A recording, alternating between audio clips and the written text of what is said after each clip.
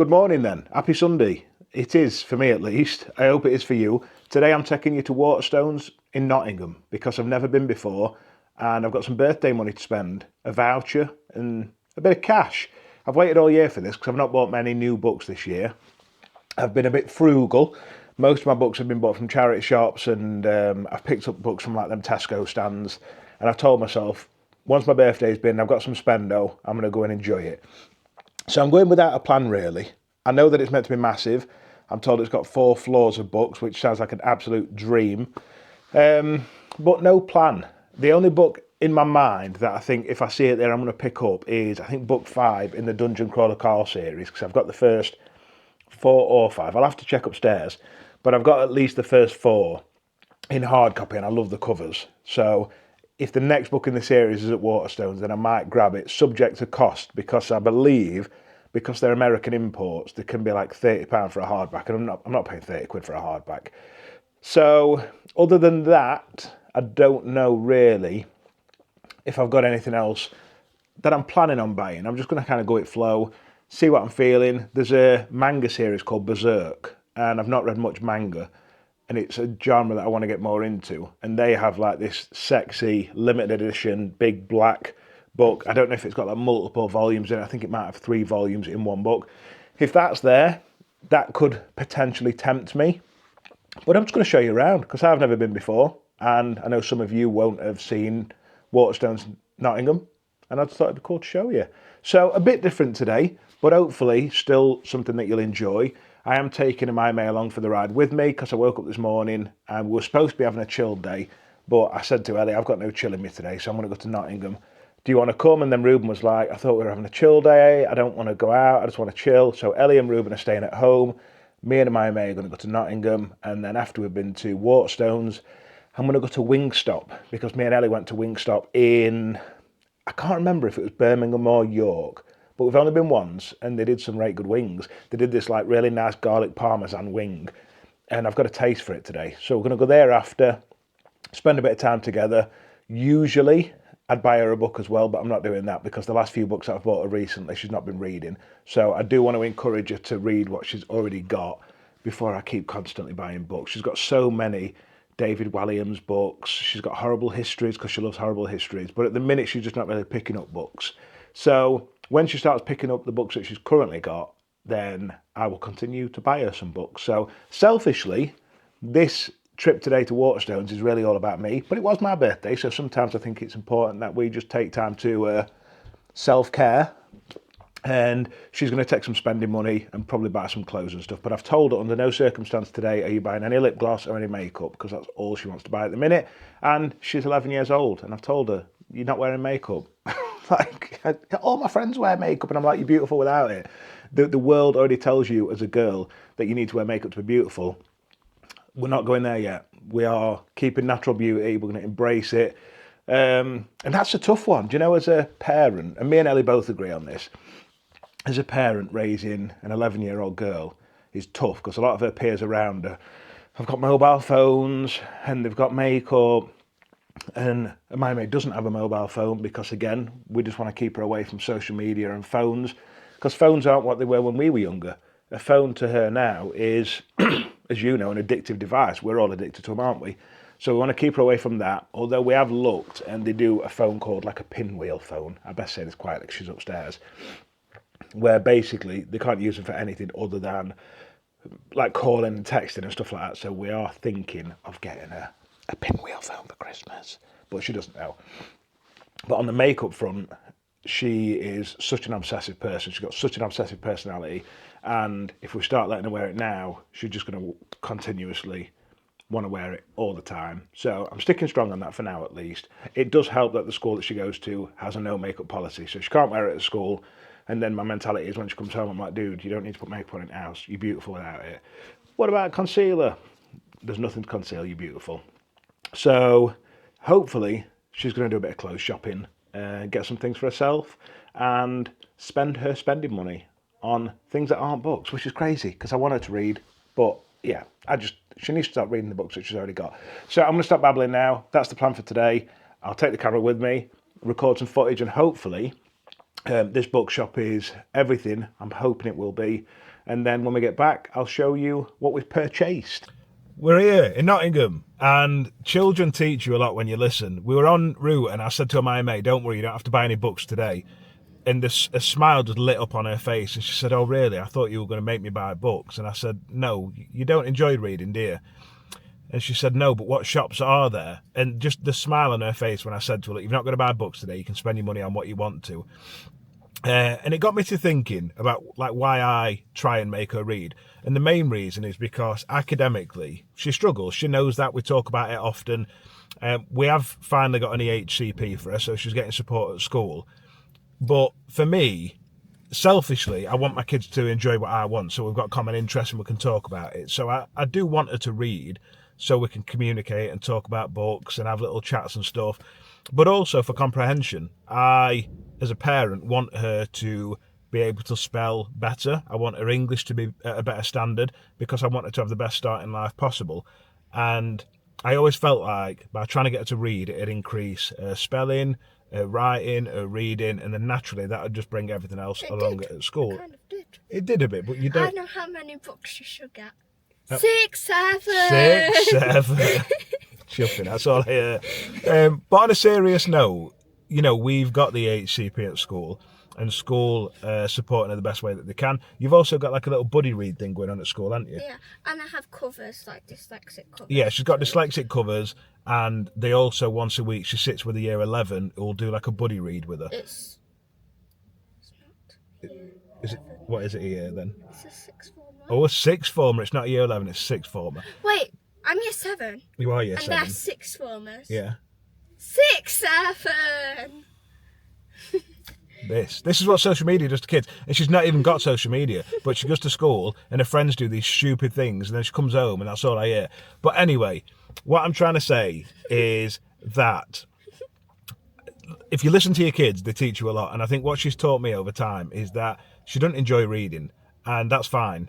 And me trying to force her to read books for my own selfish reasons and also for comprehension, if she's not engaging with the literature, she's just not going to, it's not going to work the way that it should. So I'm going to leave that to school. School are going to do what they can do.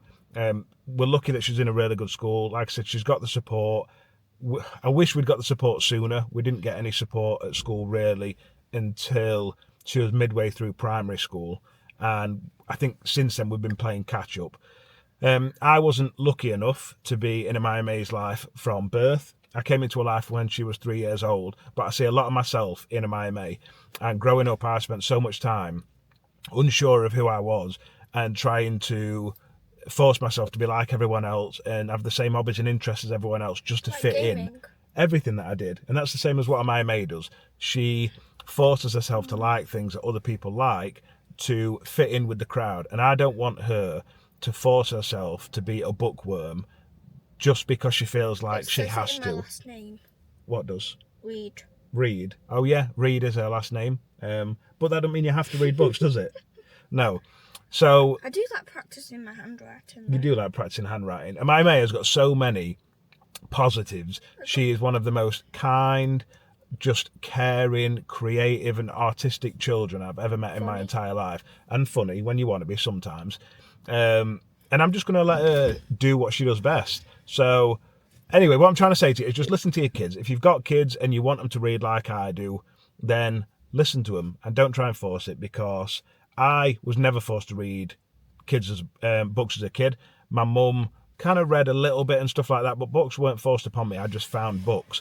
And if Amaya May wants to find books, they're there. Literature will always be available in the house. She knows that there's a book there at all times for her to read if she wants to. And if she doesn't, fine. I'll just talk to you a lot about books. And her brother likes reading, so when he gets a bit older, me and him will geek about books. I got money. And me and Amaya May will just talk about 6, 7. Anyway, we're going to go in there now and find some bookshops, and then I'll check in with you.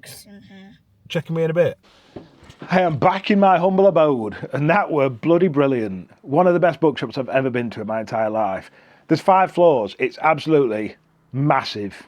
Like, it'd take hours. I had Amaya May with me, so I didn't really get to soak it all in, and I'm definitely going to go back there at some point and just look around properly, because there's just that much there going on. 5 floors in total. Bottom floor's like general fiction. I think crime might have been on bottom floor as well. Then you got a few floors in between with some romance, more crime, non-fiction, history, geography, poetry. Then there's another floor dedicated to young adult and children's books. That was really nice. I'd love to take Ruben there to have a proper look around there. And then the second to last floor, I can't remember what on there, but it was just as fit as restroom.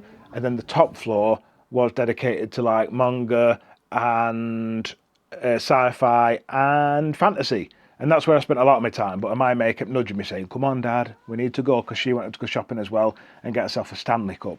But one of the best shops I've ever been to, on par with the Waterstones in Bradford, because that's beautiful. That's in like an old church, and inside's just the like architecture and everything is just absolutely stunning. And Blackwell's in Oxford, that was equally as beautiful as well. There's a massive room in Blackwell's, and when you get in there, you're just like in awe of its beauty. It's just spectacular. And if you've not been to Blackwell's in Oxford, I highly recommend that you go there, because that is just fit.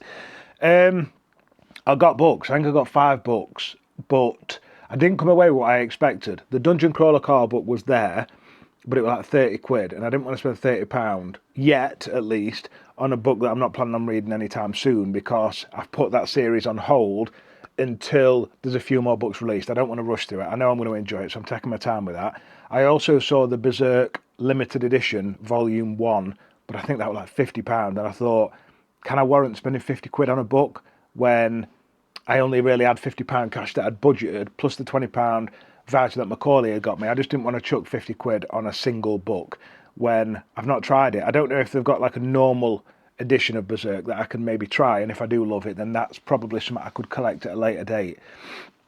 But just had such a good day.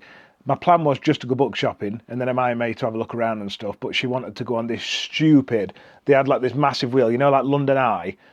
They had this humongous wheel, and she knows I'm petrified of heights, so she's like, Dad, can we go on there? I was like, absolutely not. You need to face your fears, Dad. So I'm like, oh, I'm a hypocrite if I don't do it. I'm always telling her, be brave and face your fears, and if I don't go on there now, I'm going to look right mug.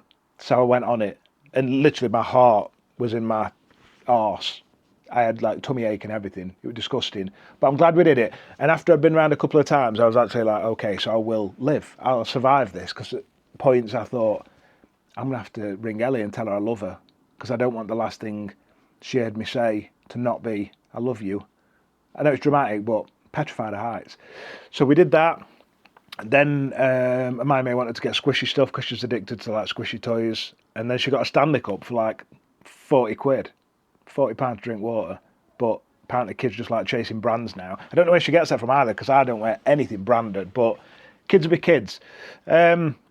So I highly recommend it if you've not been to Waterstones Nottingham. Really good shop, and I'm definitely going to go back there and spend more money. I've not spent much money at all this year on books, so maybe 2026 will be the year where I treat myself a little bit more to brand new books.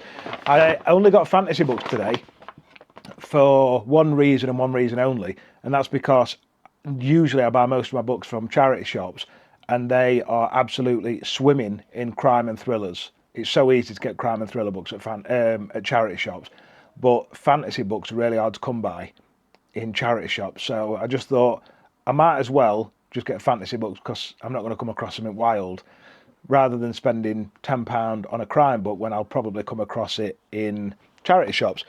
So the first thing that I got, actually this is not one that I purchased. I came home from Nottingham, and I got home and Ellie said, oh, someone sent you a book. So this has been gifted to me off my Amazon wishlist, but I don't know who from, because there were no note in it. So if you have sent me this, I just want to say a massive thank you. This is called Man's Search for Meaning by Viktor E. Frankl. I do read, normally on the side, a little bit of non-fiction, and I am quite interested in World War II and survivor stories. I like just reading about human strength when people have gone through suffering and trauma and stuff, and they come through and try and find some sort of light in life.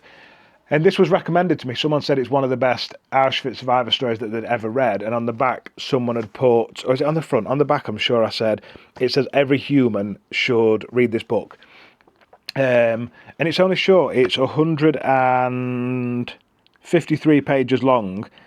And I believe it's a man's search for meaning after going through everything that he went through in Auschwitz and trying to find that strength to carry on in the concentration camps as well. So this will be a book that I have like on the side when I'm reading my fiction books. Sometimes at night I'm just knackered and I can't get through even a chapter of a fiction book, so I pick up a bit of non-fiction. And with non-fiction I don't feel like I have to stop at the end of a chapter, but with fiction I always have to. I just can't go to sleep if I've not stopped at the end of a chapter, which was one of the reasons that I didn't buy Dune today by, what's his name, Frank Herbert. Everyone keeps saying to me, you need to read Dune, and it's just, I think I'm more scared of it. I have read a little bit of sci-fi, but not much, and the sci-fi that I've read has been quite what I would class as like low-end sci-fi, not crazy on the sci-fi and all the, you know, space terms and things like that. But I picked up Dune because they had a really nice edition in Waterstones, but there were no chapters.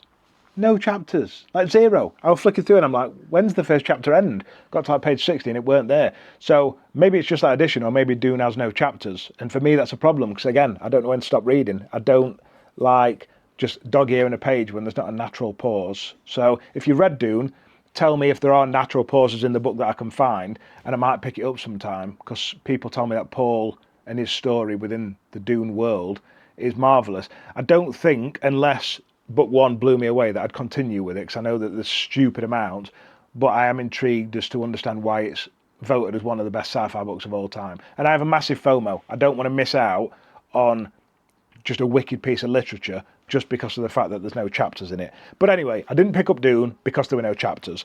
So what I did pick up was this here is called The Blackfire Blade. It's part of the Last Legacy series by James Logan. And I'll be totally honest, I picked this up because the cover just grabbed my attention. And then I remember seeing a review of this before by, I think it might have been Noah. It was a lad that I follow on Instagram.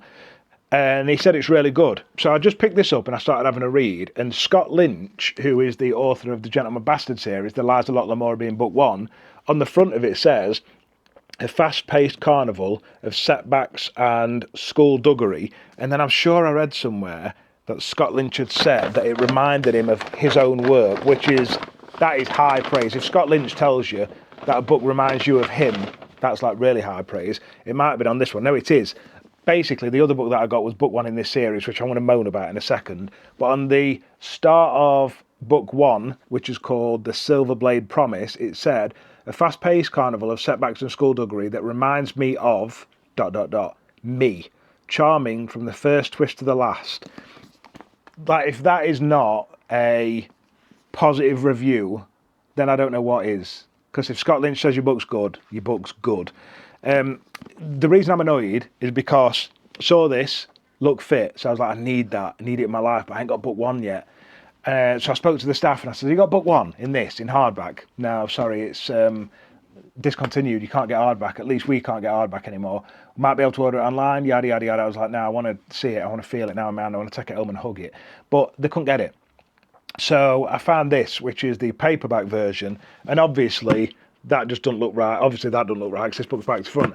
That just doesn't look right on my shelf. And I'm not a shelf snob. I'm not really a collector of books, as you know, from my shelves. I have loads of paperbacks, but I do plan on, at least now, like, part of me wants to collect my favourite books of all times in hardback and then just read my paperbacks and annotating them and be a scruff and stuff like that. But yeah, I'm not normally one for mismatched series. Like, that does usually bother me. I'm usually one or the other, not this. But I've got to deal with it. So I'm excited to read these. I would assume, if Scott Lynch says these are good, that it's probably about some sort of thief. It looks like it's set in like a city based on the back cover, which The Lies of Lot Lamora is almost like a Venetian-inspired story about heists and thieves set in this like city that feels very much like Venice. And the book here and the buildings is giving similar vibes. So I'm excited to read this, and I think more so because I don't see many people talking about it. So I like to try and use my platform, if I can, to share awareness for lesser known books, not just for you lot, but also for the authors. I think it's good for them to try and get like a snowball effect. If content creators start talking about the books and the books blow up, then they can hopefully write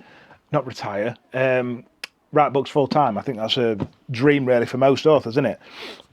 Next up, I got Name of the Wind by Patrick Rothfuss. This is a book actually that I tried reading about a year and a half ago, but as with a lot of books, I was really struggling with depression. I was on a lot of medication and it affected my reading. I think I didn't enjoy books that I might have otherwise enjoyed. I don't necessarily think this is, pacing wise, the type of book that I'd normally go for, because I do like quite fast paced books. But then over the last year, I've come across some of my favourite books in fantasy that have not been crazy fast paced. The First Law trilogy by Joe Abercrombie, there's not actually much plot to that first trilogy. It's quite slow paced, but the characters grabbed me. And this, I believe, is quite slow paced. I think what put me off this is when I picked it up and tried reading it, the writing was just very poetic and it just didn't grab me at the time. It just felt like the kind of book where if I were going to sit down, I'd have to really pay attention to it and appreciate it for what it is, which is like a fantastically written book. Not that I'm against bad writing, but there's a difference for me between quite simple prose that is well written and quite poetic prose.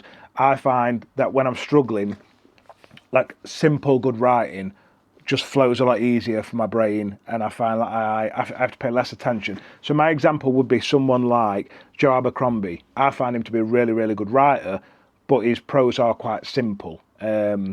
His language is very direct and to the point, whereas this is a little bit more verbose and more poetic and flowery. And I have to be in the right mental headspace to sit down and read this kind of book. But I'm going to give it another go. Kvothe, if that's how you pronounce his name. I'm sure I remember when I first read this, he were a bit annoying. I found him a little bit like he grated on me. But I'm at a different period now in my life and my mental health is in a different place. So I feel like this deserves a second chance. I don't know that I'll read into book 2. It all depends on how I feel when I read into book 1.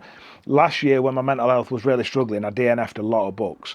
And now that I'm feeling a lot better, I do find that I'm giving books more of a chance. And I'm excited to see, it's one of them books I've always, in the back of my mind, thought I want to try that again at some point and just see if I feel different now. And consider this time a year and a half ago when I read Empire of the Vampire for the first time, I thought it was good. I really enjoyed it, but it didn't blow me away. I'm currently near the end of this. I'm that far in. So I've got that little bit there at the end. I've got that left. And it's one of my favourite books of all time. Everything about it this time that annoyed me a little bit last time just don't feel the same. There's time jumps in this. So the first part of the book is in the past, then it skips a bit to the forward, then it goes back, then it goes forward. And I remember when I read it for the first time, I got annoyed at the time jumps. But this time, I appreciate the time jumps, and especially part 6, which is the last part of the book, part 5 and part 6 kind of come together to meet in the, not present time, but at the same part of the story, which I thought was really good. So yeah, I think it's important to remember that just the place in your life can play a big part in the books that you read and whether you enjoy them or not. So if you have read a book in the past and thought, I didn't love it, maybe try it again, because this is definitely hitting so much harder now than it did for me last time. What else did I get? I got Full Moon by Jim Butcher, which is book 2 in the Dresden Files. My memory's terrible. I remember reading book 1 and thinking, meh, like book 1 was just okay. It was fun, but it didn't blow me away and I never understood the hype. And then a lot of people said to me, look, book 1 is one of the weaker books. Book 2 gets slightly better, but then as the series progresses, it just gets better and better and better and better. So I'm going to continue with this series because I feel like it's bang up my street. It gives similar vibes to Ben Aronovich's Rivers of London series in, the connection to another world and our world, wizards and things like that, almost like Buffy the Vampire Slayer. There's a hidden world behind humanity that humans don't know about. So I'm excited to carry on with this series and just see what I think. And if I do enjoy it, this is probably a book that I'm going to keep because I feel like these are nice rereads. They're only short books. And if you've not read anything like this before, this follows a wizard private investigator in the real world. It's urban fantasy. And he's investigating like supernatural activities involving otherworldly beings like, wizards and witches and vampires and also, that sort of stuff. The character himself, Jim Dresden, Harry Dresden, sorry, Jim Butcher's the author. Harry Dresden. I remember him being quite, I wouldn't say he's necessarily sexist, but he's just the way that he views the world can be perceived as a little bit sexist. Like the way that he looks at women and describes, the physical appearance and things like that, and the breasticles. And I've got no issues with that. Look, because characters like that and people like that exist in real life. So I know just from looking online that a lot of people said that just put them off the series. But I think I like to read stuff like that in literature because these people exist and these characters exist, and it gives an opportunity for growth as well. So we'll see. We're going to see with that series. That's a we'll see series. I'm going to be reading it. I hope I love it. It sounds bang up my street again, but I don't know. And then the last book that I got is a Simon Jimenez book called The Spear Cuts Through Water. And this is one that I don't know if I'm going to love it, but I've wanted to for so long give it a go.